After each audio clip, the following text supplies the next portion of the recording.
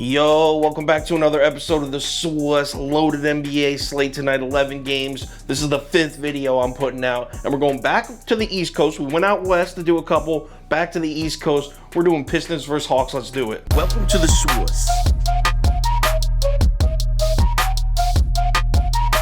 The Swiss.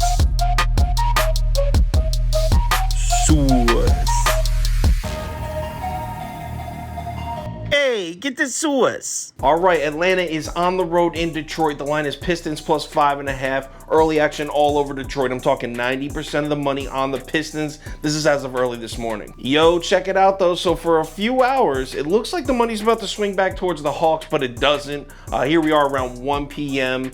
And the action's moving back towards Detroit again. Books react to it this time. Line drops from 5.5 down to Detroit plus 5. So let's cap this game. If you subscribe to this channel, you already know the first step. We're running the numbers through the spreadsheet. According to the analytics, the line for this game should be Detroit plus 5.27, which tells us nothing because it's exactly where the books have it. All right, let's run through a quick breakdown. The Detroit Pistons cover streak officially ends. They lose to Portland the other night in an ugly one. So the question is, do we get off the Pistons train? We've been riding Detroit for so long because this team has just been nonstop covering. Do we deboard?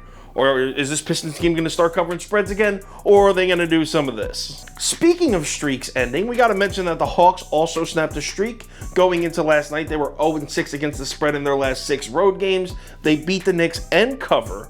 So the Hawks are now 1-6 against the spread in their last 7 road games. Still not good, but it's better than 0-6. What's been tough about capping Pistons games recently is we've just been blindly riding the Pistons, right? They covered, I think it was 13 spreads in a row. So I just been blindly putting the Pistons on the ticket. But here's the thing, they've been underdogs. They're losing most of the games. They're just covering the spread. So even though they covered 12, 13 spreads in a row, the analytics don't really show that they're playing the best basketball. The reason I said that is I usually don't like to just blindly follow a trend. I like to find some analytics to back my bet. And for a while there, I was just blindly putting the Pistons down because they kept covering. Didn't really have the numbers to back it up. So I'm scrolling through different analytics, trying to find something for the Pistons. Not many. I mean, they're pretty mediocre, average, slightly below average in most categories. What I did find in the month of March, Detroit is 8th in offensive rebounding rate. So they've been pretty good on the offensive glass. And overall on defense, they've been playing some pretty solid defense. I believe they're 14th in the NBA in overall defensive efficiency in March. Yeah, those Pistons numbers don't really jump out and grab you. I get it. But the Atlanta analytics on the road recently, they will. I mean, this team is bottom 10. Since the All-Star break, the Hawks are bottom 10 in both offensive and defensive efficiency. This team just doesn't play good basketball on the road. The fact that you have one of the worst road teams in the NBA right now laying points, I mean, this team, like I said, is 1-6 against the spread in their last 7 road games. They're on a back-to-back. They just played in New York last night. I don't know how we don't take Detroit here.